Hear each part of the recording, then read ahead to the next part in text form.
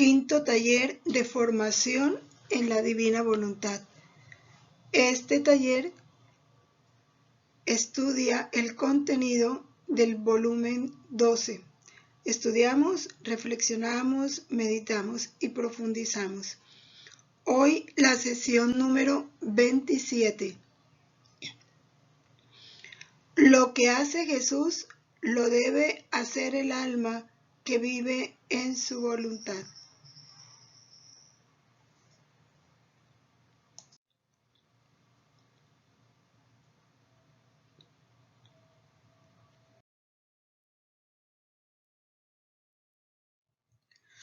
Fundidos en la voluntad de Jesús, por medio de la voluntad de nuestra Madre, decimos las mismas palabras con que Jesús pidió el auxilio para aquellos que iban a leer los escritos de Luisa Picarreta. Venid, santos ángeles, tocad la frente de quienes leemos los escritos de la sierva de Dios Luisa Picarreta, para sellar en nuestras frentes el Espíritu Santo y así infundir en nosotros la luz para que podamos comprender la verdad y el bien que estos escritos contienen. Luz de la sabiduría eterna, revélanos el gran misterio de Dios Padre y Dios Hijo, unidos en un solo amor. Amén. Dios te salve María, llena eres de gracia, el Señor es contigo. Bendita tú eres entre todas las mujeres, y bendito es el fruto de tu vientre Jesús. Santa María, Madre de Dios, ruega por nosotros pecadores, ahora y en la hora de nuestra muerte. Amén. En el nombre del Padre, y del Hijo, y del Espíritu Santo. Amén.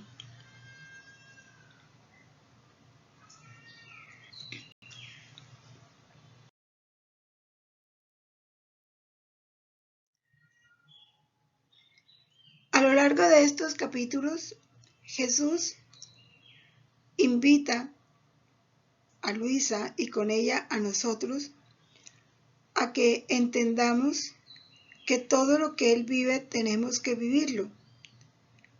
Y esto lo hace refiriéndose a todos aquellos que, conociendo sus escritos, se disponen a responder su llamada a vivir en el reino de la divina voluntad.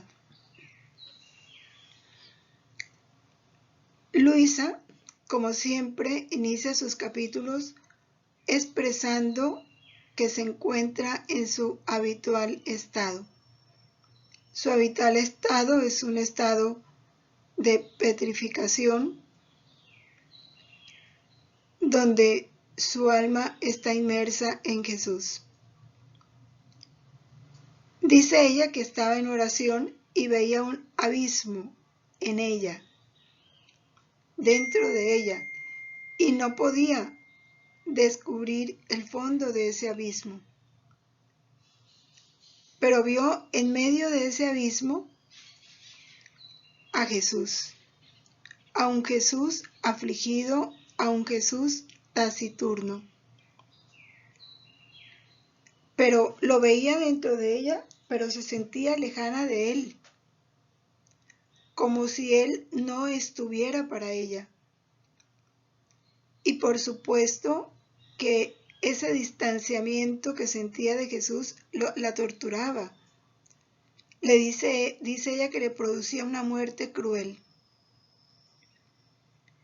Y esta experiencia de sentir este desgarro lo ha vivido otras veces, dice ella, cada que se encuentra separada totalmente de Jesús. Expresa su dolor diciendo que su corazón goteaba sangre. Y estaba ella viviendo ese momento tan desgarrador cuando siente que Jesús le rodea el cuello con sus brazos y le dice: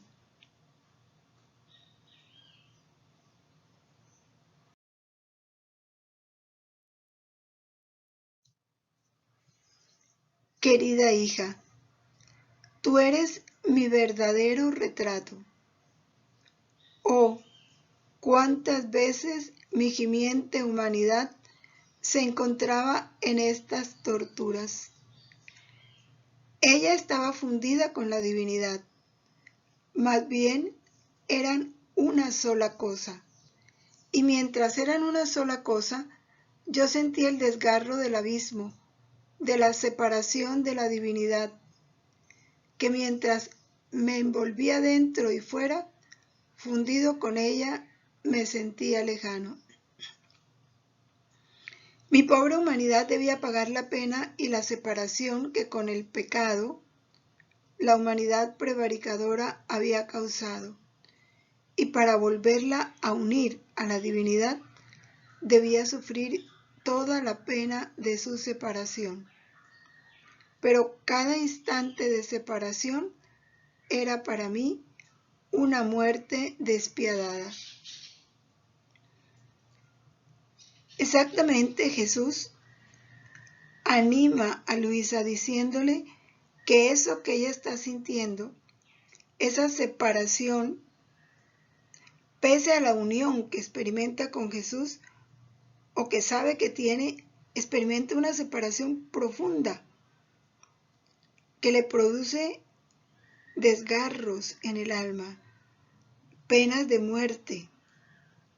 Y Jesús le dice que él también vivió eso. Su humanidad también experimentó esos desgarros, porque estando su humanidad fundida con la divinidad, siendo una sola cosa con la divinidad, él sentía esa separación de la divinidad,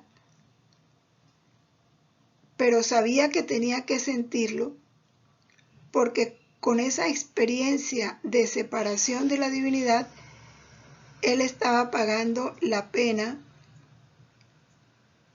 estaba reparando la separación que con el pecado la humanidad causa, esa separación entre la humanidad y la divinidad.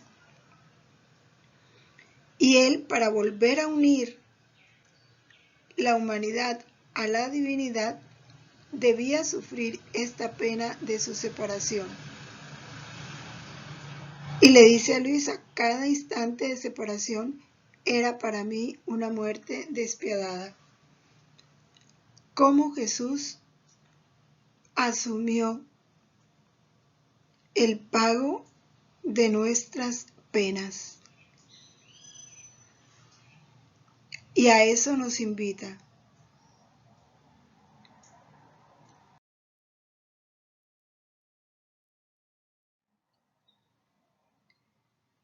Y continúa diciéndole a Luisa, he aquí la causa de tus penas y del abismo que tú ves es mi semejanza. Ya Jesús nos ha dicho de muchas maneras que para quien vive en la divina voluntad, lo que él vive lo debe vivir el alma. Y el catecismo también lo dice. Dice que todos los misterios de Jesús deben reproducirse en nosotros. Y eso se lo está diciendo a Luisa. Lo que tú sientes es mi semejanza. O sea, estás viviendo lo que yo viví. También en estos tiempos desventurados, la humanidad corre como en precipitada fuga lejos de mí.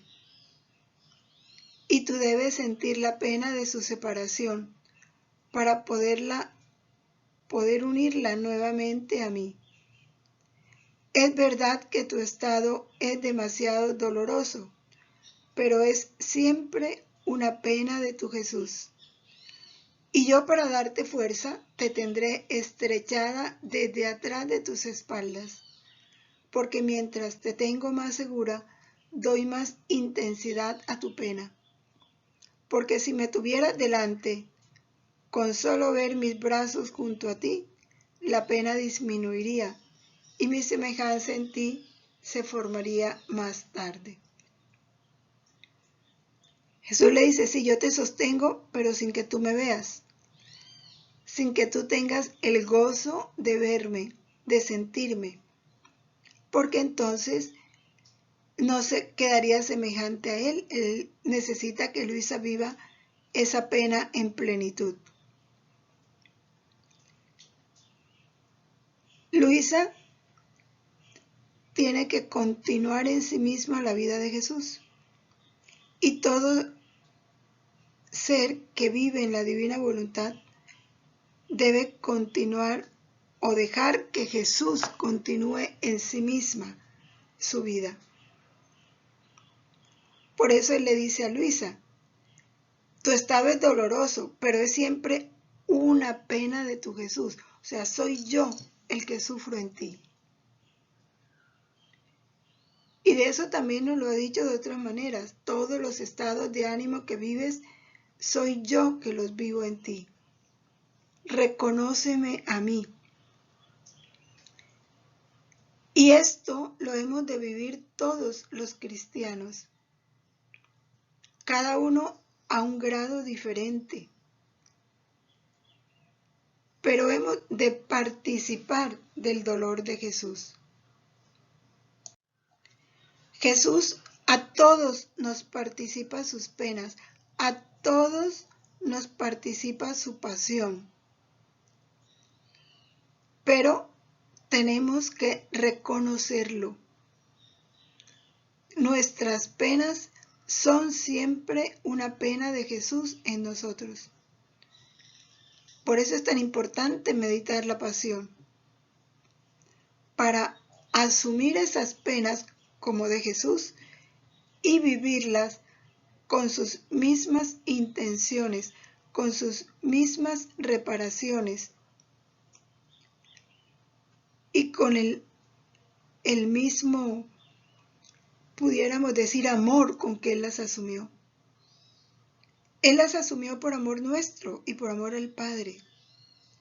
Nosotros, convencidos de que todo lo que Dios permite en nuestra vida es para bien y es fruto de su amor, pues de igual manera, toda pena, por dolorosa que sea, es participación de su amor, es para bien, es una pena de Jesús en nosotros y tenemos que vivirla como la vive Jesús, como la vivió Jesús.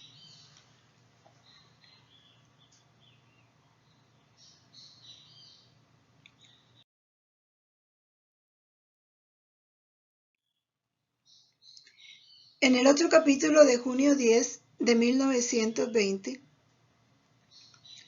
Jesús nos cuenta otro aspecto de su humanidad. Nos está hablando de su humanidad. En el capítulo anterior, les voy a dar la fecha porque olvidé dárselas, que es de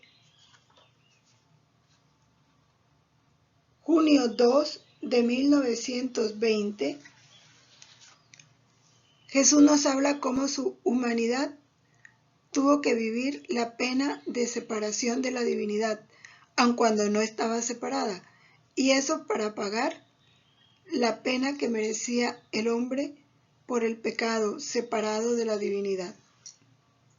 Ahora nos habla cómo su humanidad vivía entre el cielo y la tierra. Y para quien vive en el divino querer, lo que él hace también lo debe hacer el alma.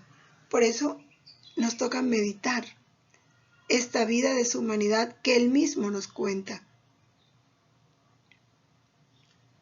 Luisa experimentaba lo de Jesús, la soledad. Jesús experimentó la soledad y ella está experimentando la soledad. Y eso la aflige, se siente sin apoyo. Y Jesús, aprovechando ese estado de ella, le dice, hija mía, mi humanidad cuando vivía sobre la tierra, vivía a medio aire, entre el cielo y la tierra, teniendo toda la tierra debajo y todo el cielo sobre de mí. Y viviendo de este modo, yo buscaba atraer a toda la tierra en mí y a todo el cielo, y hacer de ellos una sola cosa. Si yo hubiera querido vivir a ras de tierra, no habría podido atraer todo en mí, a lo más algún punto. Tenía que elevarse. No podía vivir a ras de tierra.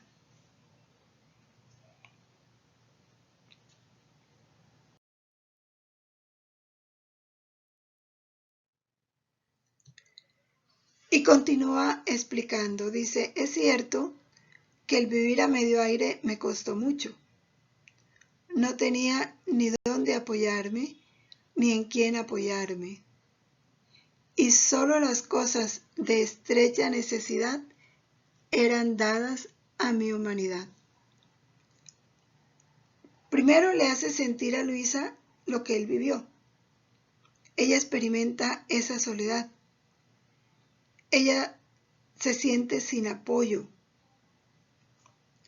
Y Jesús le dice, eso que estás experimentando lo experimentó mi humanidad, porque vivió entre el cielo y la tierra. Como vivía entre el cielo y la tierra, yo no tenía dónde apoyarme, ni en quién apoyarme, porque vivió la soledad.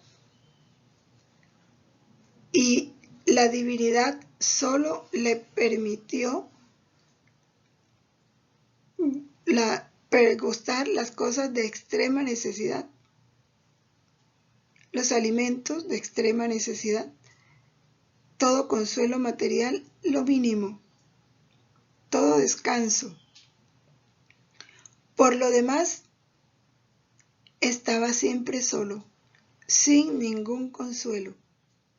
Pero esto era necesario, primero por la nobleza de mi persona, que no me convenía vivir en lo bajo, con apoyos humanos, con apoyos viles e inconstantes. Esto refiriéndose a las personas, ¿no? Segundo, por el gran oficio de la redención, que debía tener la supremacía sobre todo. Por lo tanto, me convenía vivir en lo alto, sobre todos. Cuando Jesús nos cuenta esta experiencia de su humanidad, nos está invitando a vivir nosotros de la misma manera. Porque vivir en la divina voluntad, ya habíamos dicho en el taller anterior, es vivir en lo alto. Es vivir entre el cielo y la tierra. Es vivir sin apoyos humanos, sin consuelos humanos, sin satisfacciones humanas. Solo lo estrictamente necesario. Todo lo de la tierra es vil, es pasajero, está lleno de inconstancia, de imperfección. Meditando esto nos ayuda mucho a renunciar al mundo, a renunciar a las criaturas, a que se dé en nosotros lo que Jesús nos recomienda en el volumen 1. Vive como si solo tú y yo estuviéramos en el mundo. A desapegarnos de todo lo material, de todo gusto, de toda satisfacción de la carne o natural, a vivir el abandono a la providencia, para gustar solo lo que Dios nos proporcione y en la manera y en la cantidad que Él nos lo proporcione. Es repetir la vida, es continuar la vida de Jesús, o mejor, dejar que Jesús continúe su vida en nosotros. Esto que experimentó su humanidad, lo ha de experimentar toda humanidad que esté viviendo en su divina voluntad. porque cuando nuestra humanidad vive en la divina voluntad, es Jesús que vive en nosotros.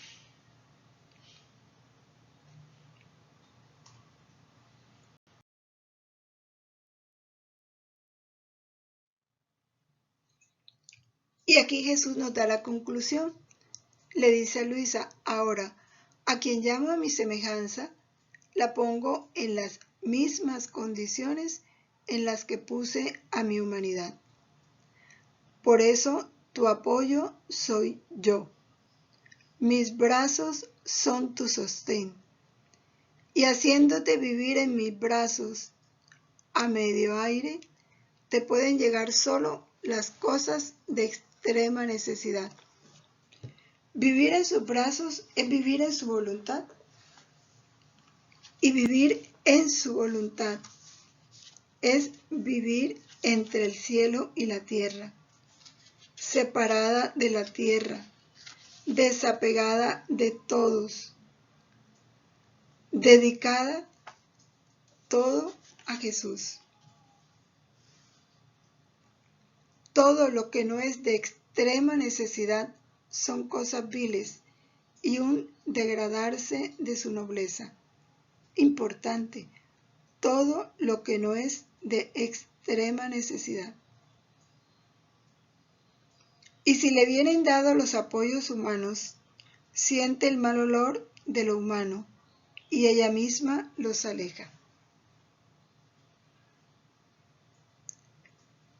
Por eso es que cuando San Aníbal le quiso dar a Luisa una ayuda económica, Jesús le dice a Luisa que la rechace, porque solo Él quiere proveerla. Y le dice, si te tengo con abundancia, qué bien, pero cuando quiera te someto a la pobreza, y tú estarás contenta con lo que yo te dé. Y aquí lo recuerda el alma que vive en la divina voluntad. Rechazar todo apoyo humano, alejar de nosotros todo apoyo humano. Bueno, ya el Espíritu Santo, que es el que nos conduce en este vivir, irá dándonos la luz y el discernimiento para responder a Jesús cuando Él quiera empezar a participar nuestra humanidad de lo que vivió su humanidad.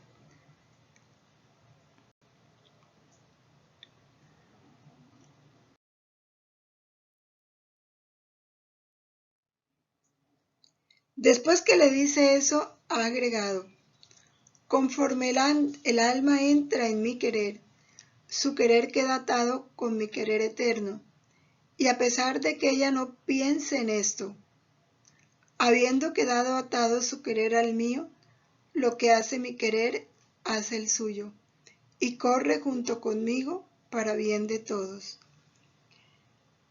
Y esto es como un consuelo y una esperanza que Jesús nos da,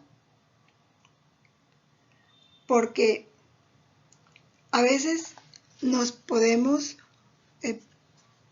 dijéramos, dudar, ¿verdad?, de este vivir en la voluntad de Dios, porque no siempre lo tenemos presente en nuestra memoria cuando nos dedicamos a otras cosas y se nos olvidó fundirnos. Mire lo que Jesús dice, conforme el alma entra en mi querer, su querer queda atado con mi querer eterno. Y así se nos olvide llamarlo, ya estamos atados a Él. Y a pesar de que ella no piense en esto, porque nuestra mente se va a ocupar de otras cosas. Si estamos haciendo un trabajo en el computador, de redactar, de ver cómo queda, o si estamos haciendo algún oficio, estamos atentos a lo que estamos haciendo. Y por eso dice Jesús, a pesar de que ella no piense en esto, habiendo quedado atado su querer al mío, ya queda atado. Lo que hace mi querer, hace el suyo, y corre junto conmigo para bien de todos. Es uno de los aspectos importantes que hemos de tener en el fundirse. Por eso Jesús dice, y si el alma, por debilidad o por su misma condición humana, no me llama, yo la suplo, porque ya está unido nuestro querer al de Él.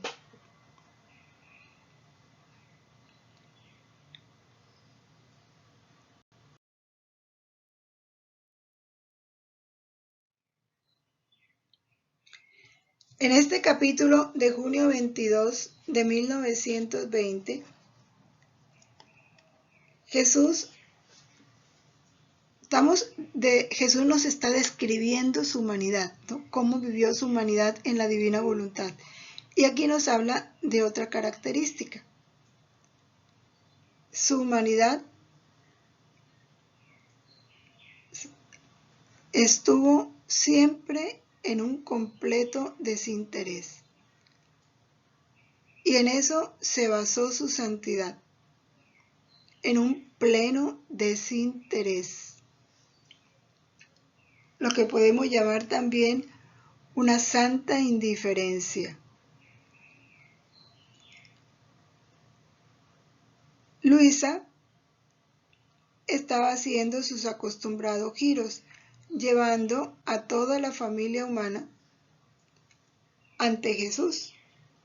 Y en nombre de toda la familia humana, ora, repara, y ella se sustituye a nombre de todos, para darle a Dios la gloria, el amor, la adoración, la alabanza que los otros deben darle y no le dan. Mientras ella estaba en esto, tiene un pensamiento. Se le viene un pensamiento a la cabeza en donde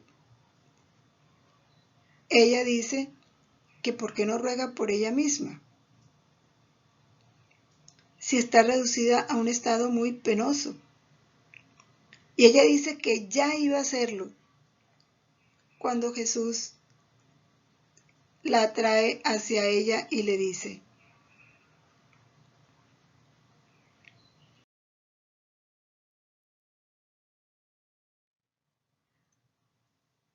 hija mía, ¿por qué quieres apartarte de mi semejanza? ¿Cómo nos ha repetido Jesús que el alma que vive en su voluntad debe hacerse semejante a Él en todo? Yo jamás pensé en mí mismo. La santidad de mi humanidad fue el completo desinterés. Nada hice para mí, sino que todo lo sufrí y lo hice para las criaturas. Mi amor puede decirse verdadero porque estuvo sellado por mi propio desinterés.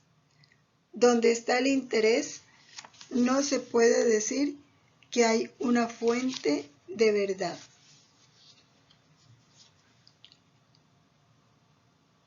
Precisamente para que vayamos adquiriendo esa semejanza con Jesús, es que Él desde los primeros volúmenes nos insiste en algo fundamental en este vivir en la voluntad de Dios, que es el olvido de sí mismo. ¿Para qué? Para solo pensar en Jesús y en los intereses de Jesús, que fueron la gloria del Padre y el bien de las almas. Para recordarnos solo de Jesús, para ver en todo a Jesús, para reconocer en todo y en todos a Jesús.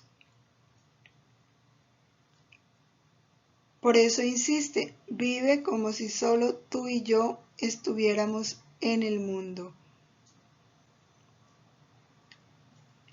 Y en esto están basados estos capítulos que estamos meditando, en comprender su humanidad y ajustarnos a su humanidad, para que Él pueda reproducir su vida en nosotros, para no apartarnos de su semejanza.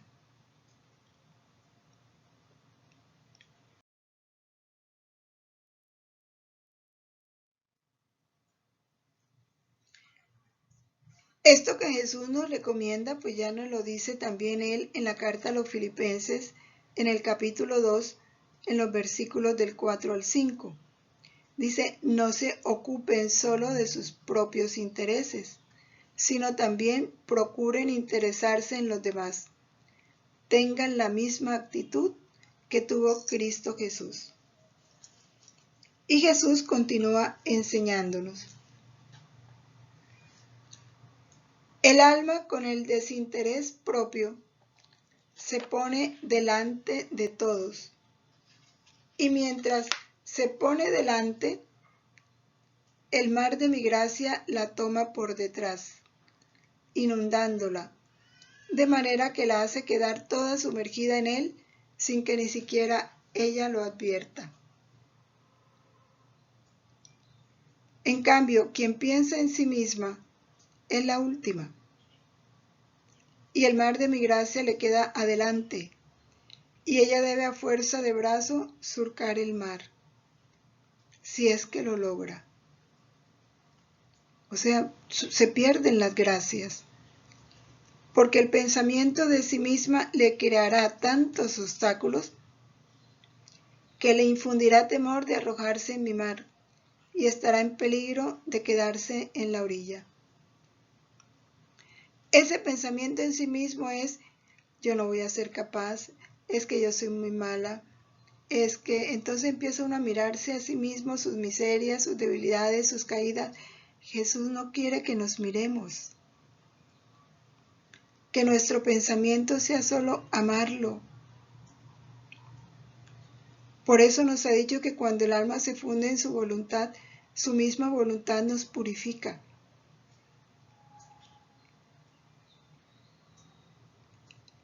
Y ponernos en su voluntad es ya abrazar a todos, para hacerlo todo en nombre de todos.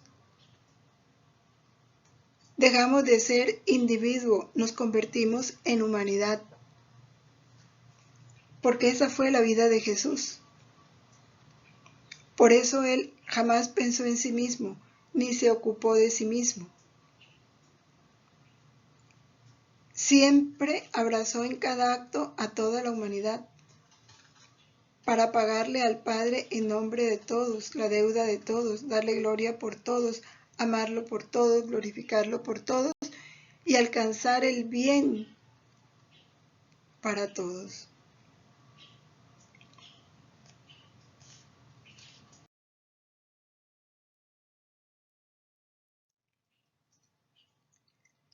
En este capítulo de septiembre 2 de 1920,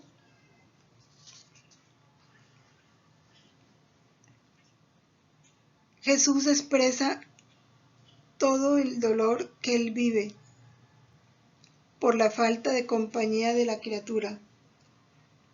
Es que Jesús se hizo hombre para estar con nosotros, para que estuviéramos con Él.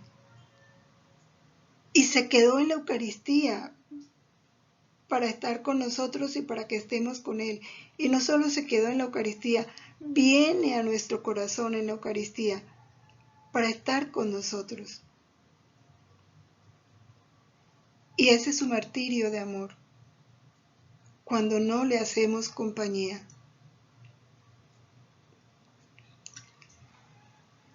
Luisa continúa experimentando las privaciones. Esas privaciones eran vivir la ausencia de Jesús, que le produce un martirio. En otra parte dice que son penas de infierno. Y esto la lleva a pensar en el amor con que Jesús sufrió por nosotros. Y Jesús le dice, hija mía, mi primer martirio fue el amor. Y el amor me parió mi segundo martirio, el dolor. No hubo otra motivación en Jesús que el amor. El amor en todo lo que Él es, como hombre, su respiro, su pálpito, sus pasos, su sueño, su comer, su descansar, todo fue un acto de amor para el Padre y para la humanidad. Y por amor vivió el dolor. Es hermosa esta frase. Mi primer martirio fue el amor y el amor me parió mi segundo martirio, el dolor. Y esto que vivió la humanidad de Jesús, estamos llamados nosotros, a los que Él nos ha llamado a vivir en el reino de su divina voluntad, a vivirlo. Por eso hay que contemplarlo a Él, escucharlo. Nos está contando la intimidad que vivió en su humanidad.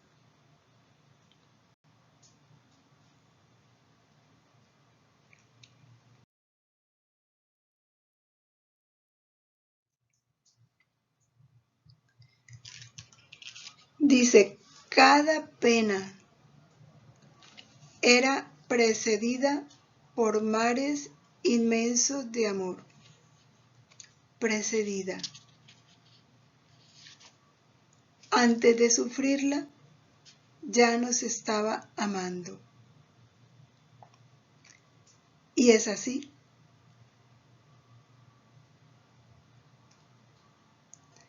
Mientras le ofendemos, Él nos ama. Porque nunca nos retira lo que nos dio. Y si con eso mismo que nos dio le estamos ofendiendo, Él no deja de amarnos. Por eso, cada pena era precedida por mares inmensos de amor. Pero cuando mi amor se vio solo, abandonado por la mayor parte de las criaturas, yo deliraba, enloquecía.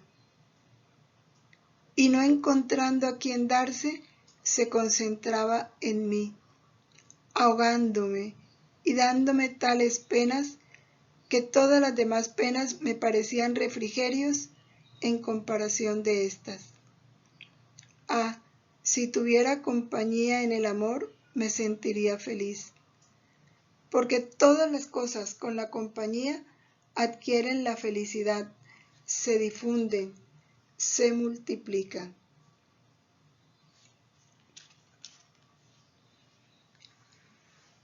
¿Y cuánto vivió Jesús esta soledad, esta falta de compañía? Desde que nació. Llamaba a todos y que pocos fueron a adorarle. Que pocos hicieron caso a la estrella.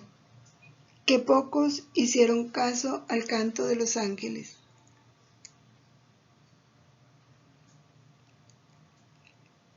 Y así en cada momento, cuántas veces quedó solo. También sus apóstoles lo abandonaron, le negaron su compañía cuando los invitó a orar. Cuando en el huerto lo capturaron para llevarlo encadenado, huyeron los apóstoles. ¿Cuánto sufrió él esta pena?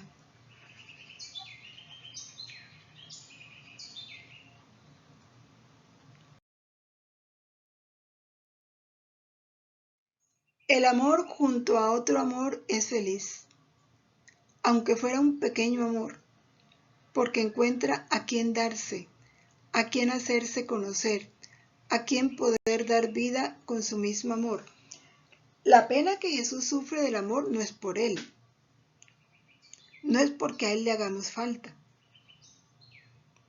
Él es Dios, Él no necesita de nosotros. El martirio de su amor es porque su amor es para darse a nosotros. Él quiere dársenos totalmente para enriquecernos con su amor, con su bondad, con su belleza. Entonces Él es feliz cuando encuentra que alguien le hace compañía, dice, así sea con un pequeño amor. Y esto hemos de meditarlo En la Santa Misa Él se ofrece al Padre, y a veces que solo se encuentra en esa ofrenda al Padre. En los sagrarios Él está ahí, brindando su amor. Se quedó para amarnos, para darnos su amor. Y a veces qué poca compañía vive. Cuánta soledad en los sagrarios. En nuestra alma. Jesús viene en la hostia para quedarse en nosotros. Vive en nuestra alma cuando estamos en gracia. ¿Qué compañía le hacemos a ese Jesús que vive dentro de nosotros, en nuestro interior? ¿Cuántas veces allí también le hacemos sufrir la soledad, queriéndonos llenar de su amor, pero por estar distraídos en tantas exterioridades, no disfrutamos su amor? Dice él, junto a quien no lo ama, a quien lo desprecia, a quien no se ocupa de él, es muy infeliz, porque no encuentra el camino para comunicarse y para darle vida. La belleza, junto a la fealdad, se siente deshonrada y parece que se rechazan mutuamente, porque la belleza odia a la fealdad y la fealdad se siente más fea junto a la belleza. Pero la belleza junto a otra belleza es feliz y recíprocamente se comunican su belleza y así de todas las demás cosas. ¿Por qué dice Jesús esto? Porque cuando el alma llega donde Él, a hacerle compañía, dice, así sea un pequeño amor, ya ese pequeño amor que le hace compañía se va a sentir lleno de su belleza, de su santidad. ¿Por qué? Dice él, porque cuando él encuentra ese pequeño amor, enseguida se da, porque su felicidad es darse, es comunicarse, es hacerse conocer, es dar vida divina con su mismo amor. Pero si el alma no le ama y puede acercarse a él físicamente, pero su mente, su corazón están en otras cosas, él no puede comunicarle su belleza. Y el alma se queda con su fealdad. Y no puede comunicarse porque belleza y fealdad no se pueden unir. Esto es lo que Él nos explica. Él nos quiere bellos como Él es bello, pero solo su amor nos embellece. Y su amor nos embellece cuando le hacemos compañía con nuestro amor. Recordemos uno de los capítulos, no recuerdo ahorita, de los primeros volúmenes, en donde se nos dice que nuestro deber es amar a Dios ininterrumpidamente, porque Él nos ama ininterrumpidamente. Y amarlo ininterrumpidamente es estar siempre con Él, amándolo. Hagamos lo que hagamos, así que durmamos o comamos o caminemos o nos divirtamos o estemos descansando o trabajando, siempre hemos de estar amándolo para gozar de su compañía, para hacer que Él se vuelque en nosotros.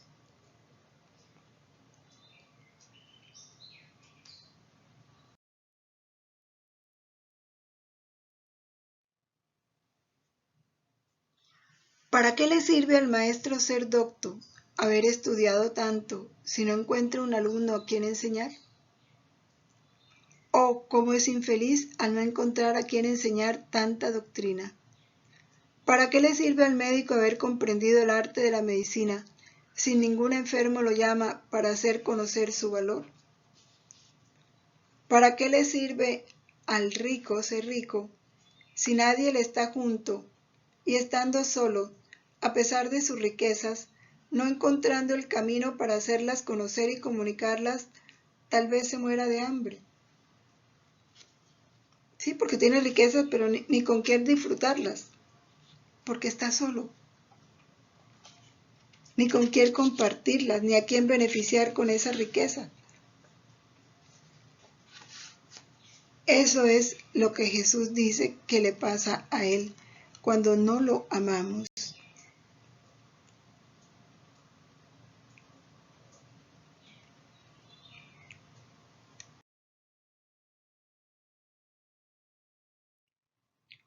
Únicamente la compañía es lo que hace feliz a todos, lo que hace desarrollar el bien y lo hace crecer.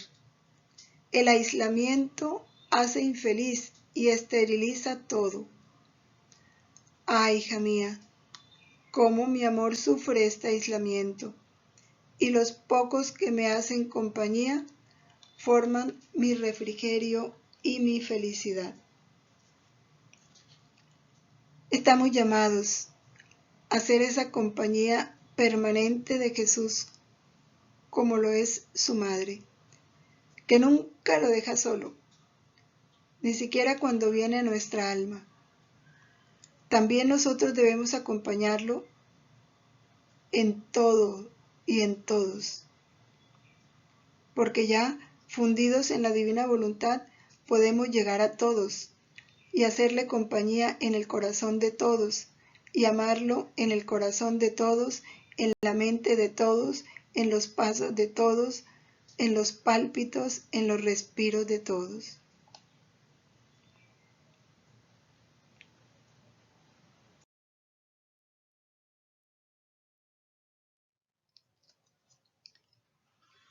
Esa es nuestra misión, hacer feliz a Jesús. Y en este último capítulo de septiembre 21 de 1920, Jesús nos enseña que los actos hechos en la divina voluntad quedan confirmados en esa voluntad divina. Todos estos capítulos que hemos meditado nos hacen comprender cómo esa voluntad divina es el paraíso del alma en la tierra. Y quien vive en la divina voluntad forma el paraíso de Dios en el alma. Luisa estaba fundida en la voluntad de Dios y haciendo sus actos en esa voluntad, y Jesús le dice: hija mía, a medida que el alma hace sus actos en mi voluntad, así queda su acto confirmado en mi voluntad. Y él explica qué significa eso de quedar confirmado. Si reza en mi voluntad, quedando confirmada en mi voluntad, recibe la vida de la oración. Y la vida de la oración es Él. De manera que no tendrá más necesidad de forzarse para rezar, sino sentirá en sí la actitud espontánea en el rezar. Porque quedando confirmada en mi voluntad, sentirá en sí misma la fuente de la vida de la oración. Los grandes regalos que nos da este vivir en la voluntad de Dios.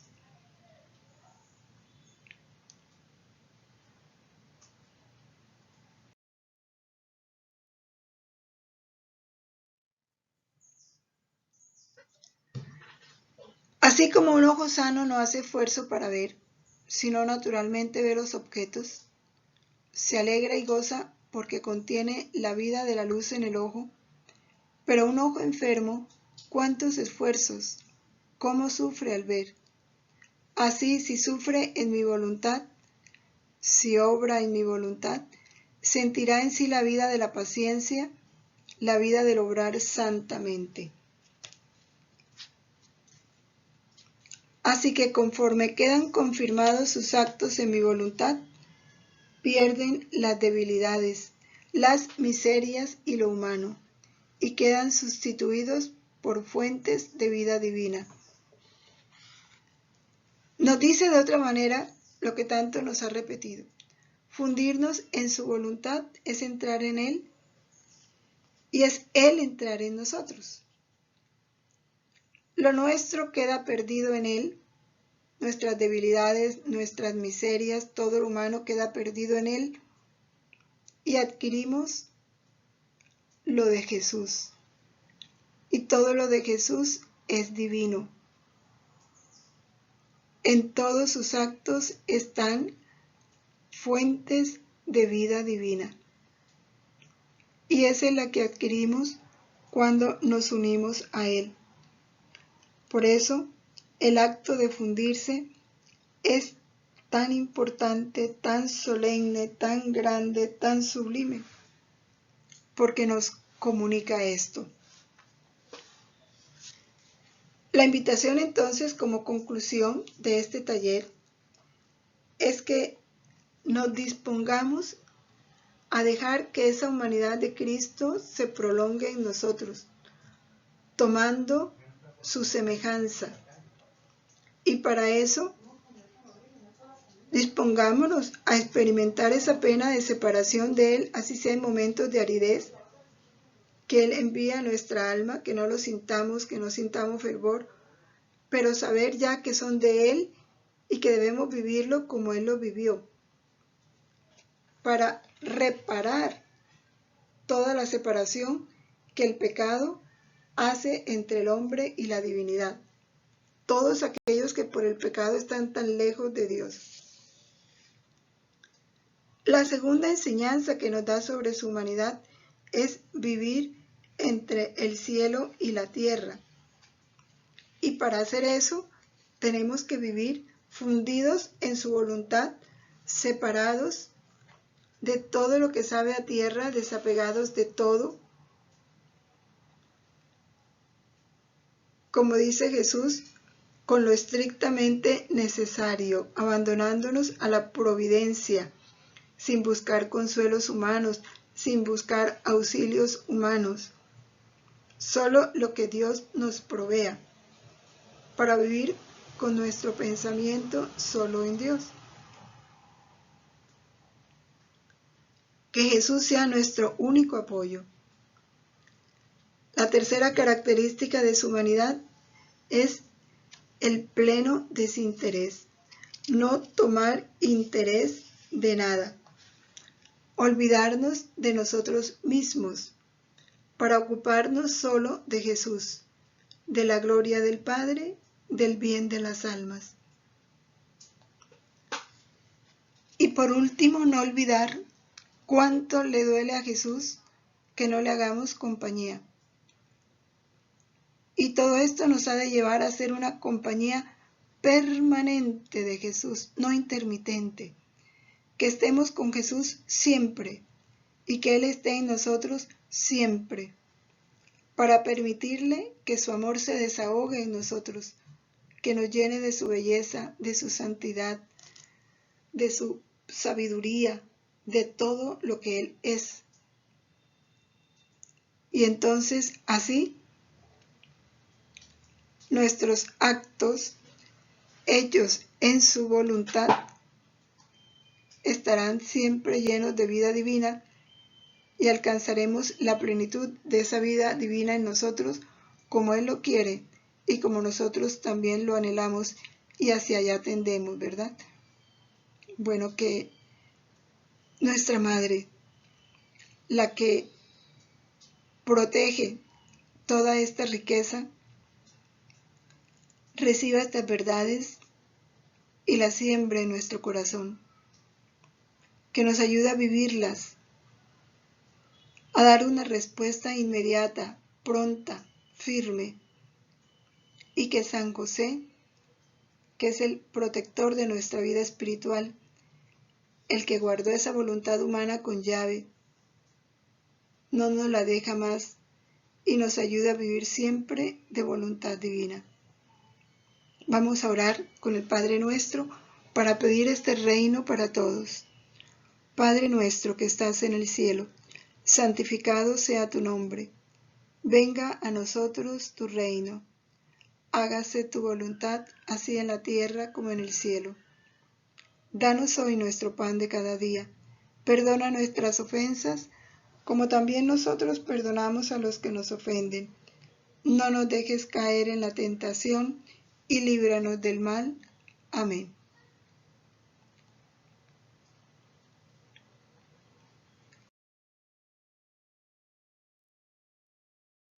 Permanezcamos en la voluntad de Dios siempre. Fiat.